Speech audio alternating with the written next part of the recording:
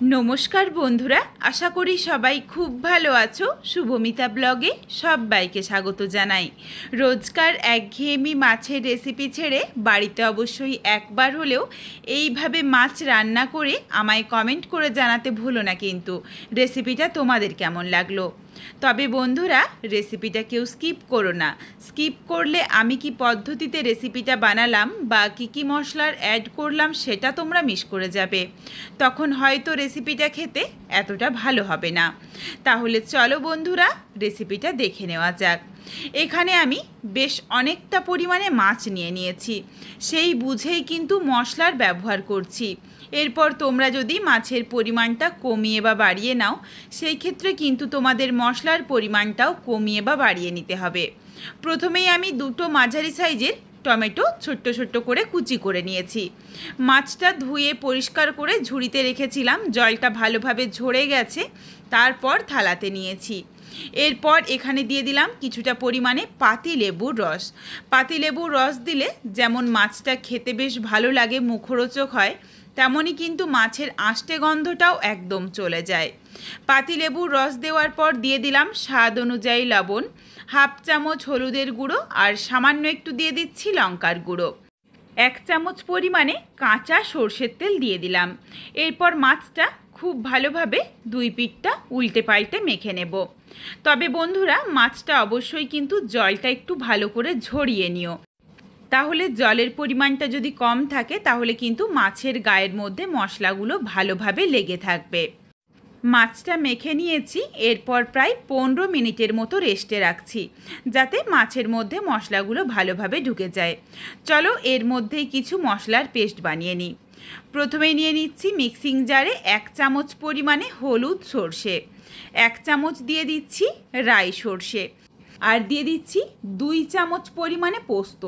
এই রেসিপিটার জন্য সর্ষে ঠিক তোমরা যতটা ব্যবহার করবে তার ডবল পরিমাণ পোস্তর ব্যবহার করবে, তাহলে কিন্তু রেসিপিটা খেতে বেশি ভালো লাগবে।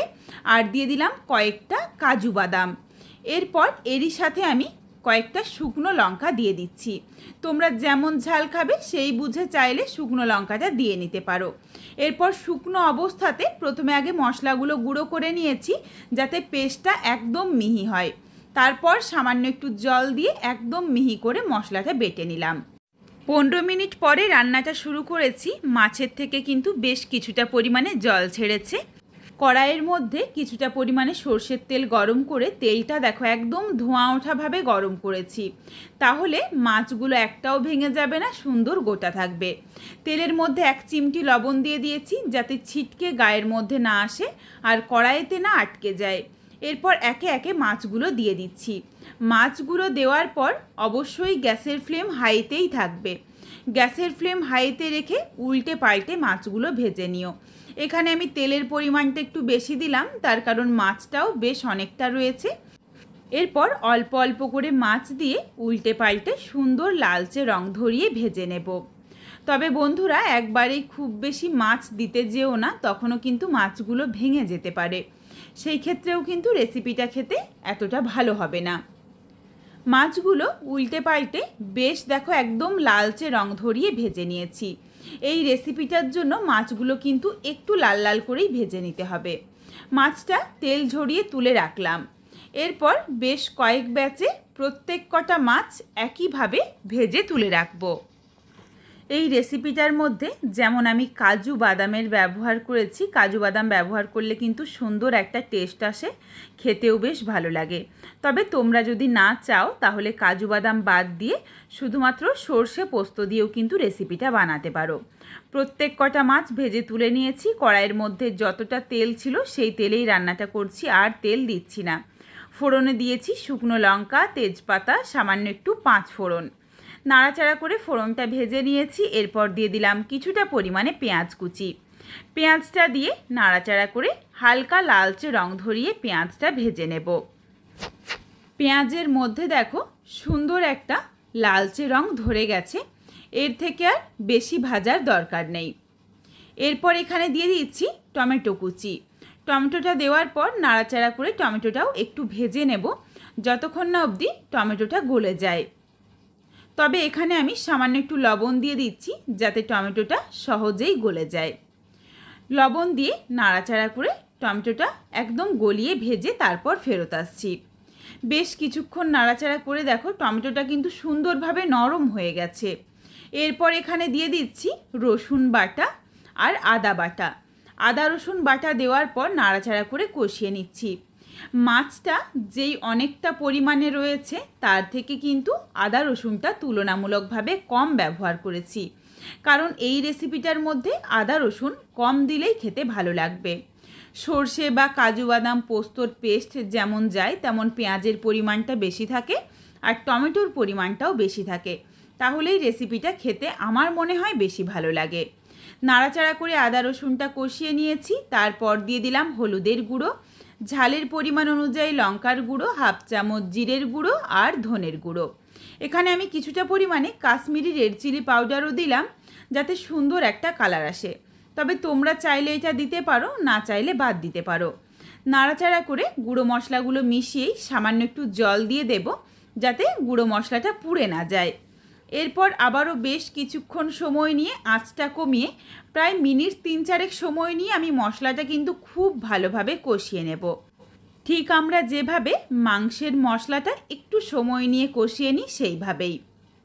একটু সময় নিয়ে যদি মশলাটা কষিয়ে নেওয়া হয় তাহলে কিন্তু মাছটা দেওয়ার পর আর খুব বেশি সময় লাগে না রান্নাটা হতে, আর মাছগুলো সুন্দর গোটা গোটা থাকে, খেতেও বেশ ভালো লাগে। কিছুক্ষণ সময় নিয়ে দেখো মশলাটা খুব ভালোভাবে কষিয়ে নিয়েছি। টমেটোটা কিন্তু একদম গলে মশলার সাথে মিশে গেছে। চারিদিক দিয়ে দেখো তেলটা ছাড়তে শুরু করেছে। এরপর এখানে দিয়ে দিলাম বেটে রাখা মশলার পেস্ট। মশলাটা তোমরা দেখেই বুঝতে পেরেছো কতটা সুন্দর একটা ক্রিমি ভাব এসেছে। এটা কিন্তু কাজু বাদামটা দেওয়ার জন্য আর ওই শুকনো অবস্থাতে মশলাগুলোকে ভালো করে গুঁড়ো করে নেওয়ার জন্য। ভালোভাবে যদি শুকনো অবস্থাতে মশলা গুঁড়ো করে বাটা হয় তাহলে কিন্তু সুন্দর একদম মিহিভাবে পেস্ট হয়। এই পেস্টটা দেওয়ার পর খুব বেশি কষানোর দরকার নেই, তখন কিন্তু সর্ষেটা তেতো হয়ে যেতে পারে। প্রায় 30 থেকে 40 সেকেন্ড মতো একটু নাড়াচাড়া করে কষিয়েই বেশ কিছুটা পরিমাণে জল দিয়ে দিলাম। এখানে আমি জলের পরিমাণটাও বেশ অনেকটা দিয়েছি, তার কারণ মাছ বেশ অনেকটাই রয়েছে। স্বাদ অনুযায়ী লবণ দিয়ে দিলাম, লবণ দিয়ে নাড়াচাড়া করে মিশিয়ে নিয়েছি। এরপরে গ্রেভিটা ফুটে যাওয়া অবধি অপেক্ষা করব। সুন্দরভাবে দেখো টকবগিয়ে ফুটে উঠেছে। এরপর একে একে মাছগুলো দিয়ে দিচ্ছি। বন্ধুরা তোমরা চাইলে কিন্তু এই রেসিপিটার মধ্যে গোটা গরম মশলাও ফোড়নে দিতে পারো, তবে এখানে আমি আর গরম মশলার ব্যবহার করিনি, কারণ গরম মশলার গন্ধটা কিন্তু অনেকেই পছন্দ করে না। এই জন্য আজকের এই রেসিপি আমি গরম মশলা ছাড়াই বানাচ্ছি। মাছগুলো দেওয়ার পর আবারও প্রায় মিনিট 3-4 সময় নিয়ে গ্যাসের ফ্লেম মিডিয়ামে করে একটু ফুটিয়ে নেব। মিনিট 3-4 সময় নিয়ে দেখো ভালোভাবে ফুটিয়ে নিয়েছি। এরপর এখানে দিয়ে দিলাম সামান্য একটু স্বাদ অনুযায়ী চিনি। চিনিটা কিন্তু অবশ্যই দিও, কারণ বেশ অনেকটা টমেটোর ব্যবহার রয়েছে, তাহলে টেস্টটা ব্যালেন্স হয়ে যাবে। দিয়ে দিলাম কয়েকটা ফাটিয়ে নেওয়া কাঁচা লঙ্কা। এরপর আবারও 1 মিনিটের মতো অপেক্ষা করব যাতে চিনিটা একটু গলে যেয়ে রান্নাটার সাথে মিশে যায় আর কাঁচা লঙ্কারও ফ্লেভারটা ভালোভাবে রান্নাটার সাথে মিশে যায়। এখানে আমি আর বেশি নাড়াচাড়া করব না, তার কারণ মাছগুলো ওপরে ওপরে দেওয়া রয়েছে, মাছগুলো তাহলে ভেঙে যেতে পারে। রেসিপিটা একদম রেডি হয়ে গেছে, আমি নাবিয়ে নিলাম। এখানে আমি আর কিচ্ছু দিচ্ছি না। তোমরা চাইলে ফ্রেশ ধনেপাতা কুচি দিতে পারো বা সামান্য একটু গরম মশলার গুঁড়োও ছড়িয়ে নিতে পারো তোমাদের পছন্দ মতো। তবে বন্ধুরা বাড়িতে অবশ্যই একবার হলেও এইভাবে মাছের রেসিপিটা বানিয়ে আমায় কমেন্ট করে জানাতে ভুলো না কিন্তু রেসিপিটা তোমাদের কেমন লাগলো। রেসিপিটা তোমাদের যদি ভালো লাগে তাহলে লাইক করো, শেয়ার করে বন্ধুদের দেখার সুযোগ করে দিও। আর অবশ্যই আমার চ্যানেলটিকে হাইপ করে দিও যাতে আমি আরও এগিয়ে যেতে পারি, তোমাদের সাথে আরও নিত্য নতুন ধরনের ঘরোয়া রেসিপি শেয়ার করতে পারি।